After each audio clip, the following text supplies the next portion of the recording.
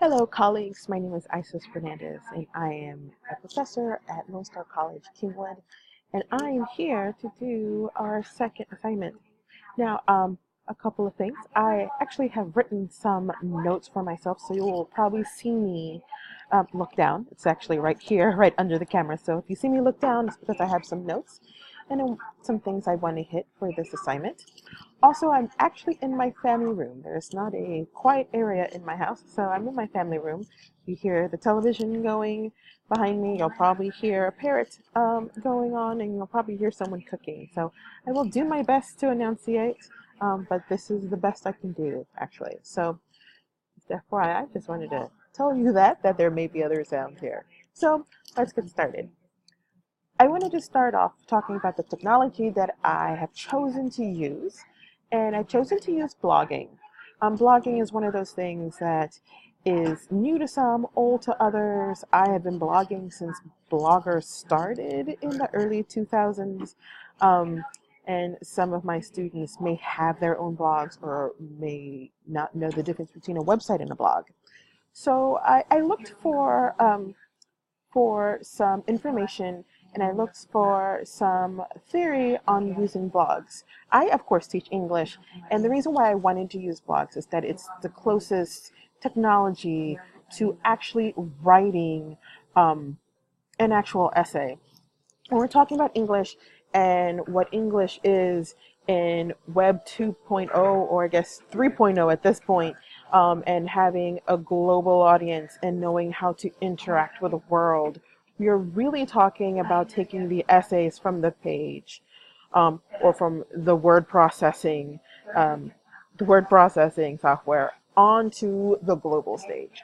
So I wanted to show you what I found here. And what I found is Kathleen Morris talking about tech. She has a blog about tech for teachers. And she gives 18 beneficial reasons for teachers and students to blog. And there's some really great reasons here. But there's a couple of reasons I actually wanted to point out because they align very, very well with my learning outcomes. And I'll show you those in a minute. Of course, creativity is one. I am a very creative person, and I love doing creative responses to things. So creativity is one reason. But digital citizenship, knowing how to interact with the world around you, knowing how information flows and functions, and being part of the bigger and larger conversation. So let me flip here to my syllabus, and I want to show you my learning outcomes and my core objectives for my English 1301 class. This is a freshman English class, so if the student doesn't have to take any developmental courses, this is the outcomes for the class. That's 100% you've just graduated from high school and you're going into a freshman English class. And I want to point out a couple of my learning objectives. Actually, let me stop. Let me point out a core objective first, and then I'll point out the learning outcomes, because the core objectives are pretty big too. And one of the things that I want to point out, especially for this activity, is the core objective of teamwork, being able to work with different types of people and to work effectively to support a goal. And I think blogging can do that, and I'm going to show you how I think that will work. Also, personal responsibility.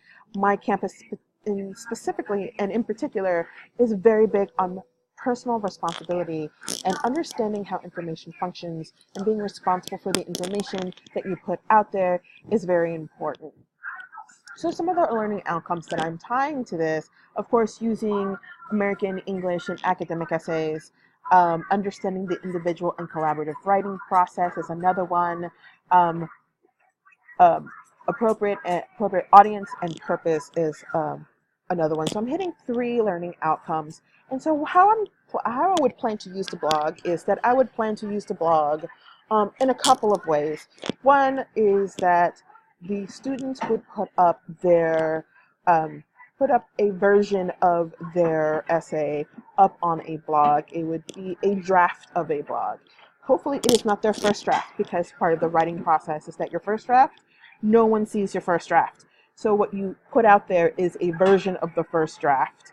that's probably not quite ready for the professor to see, but not quite the first draft. And so a student would put their draft on the blog, and they would comment on other people's drafts, as well as other students would comment on theirs. And how I would hope that this would work out is that I would establish a rubric, a participation rubric, how actually to give feedback. And that's something that students don't know how to do. And that involves one of my learning outcomes, the individual and collaborative writing process, how to give that feedback. This worked, this doesn't work, expand here, this doesn't really belong here, and those types of feedback. It also helps me as a professor, because if the student is getting feedback from a classmate that has never read anything before and it's not quite working, it's probably not going to work once it gets across my desk. So it kind of avoids some things before it comes across my desk and I read it and grade it. So I'm hoping to do some rubrics there, and so they would add comments in the comments section. I would also try to do some strategies here to engage, saying good job, actually commenting myself, hey, good job on this, or hey, really good comment, you gave some really great feedback, so that everybody knows what good feedback is. So I would do the feedback on the feedback out in the open, so that students know how to do some great feedback. If there's a feedback that isn't quite right, I would email that student personally and say, hey, I saw that your feedback didn't quite help. You should probably think about doing this. Now, there's a thought here that I'm sure to share whenever I go to my peers and say, hey, what do you think about this as a strategy? They would say, well, students won't do that unless you dangle a carrot in front of them. And to that I say that I would give students additional points on their essay as when they turn it in, the version that they want me to grade. I would give them additional points for giving feedback, and that's part of the rubric. Either additional points, or that could actually be part of their semester-long portfolio. So those are some ideas there. I wanted to go ahead and show you guys here. This is actually in my personal WordPress. The platform I would use would be WordPress, and here's why. Because in WordPress, you can actually go into settings. I believe it's settings. Yes, I believe it is. You can go into settings, and you can actually make your blog private. One of the issues that I thought of, because this is an outside learning skill here, is that it may not be private, and some students may not feel like it's too open. And this is a solution to this. They can actually make this private. And for another student to be able to read it, they would have to have their own WordPress account, and two, have get the password from the student. Now, how all this would come together is that in our learning management system, and we use Desire to Learn, I would set up a discussion board, and so the student would put a link to their piece. If they have theirs on private, then they would have the password. Hey, this is the link to my draft. Here's the password. And that would be very, very helpful. Of course, I would have a password as well, because, I have to look at things as well. Some other issues that I thought about this would be the technology. I personally think that WordPress is pretty easy to use. But other students may not. So there's a couple solutions I have for that.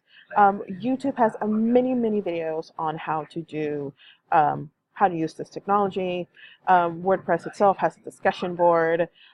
Knowing my students, as I know my students, there'll probably be specific things that they're wanting to do that they can't do. Maybe it's uploading a photo, or how do you make this look better, or how do I format this, and I can do individual, not individual, but do videos, how-to videos on how to do that, because I'm very well versed in this technology, so I feel very comfortable being able to do a how-to video on how to do several things. Um, Another issue is that despite the closing of the blog, a student may not feel comfortable posting. And one of the reasons I believe a student may not feel comfortable posting is that they don't know other people. Why are you looking at my stuff?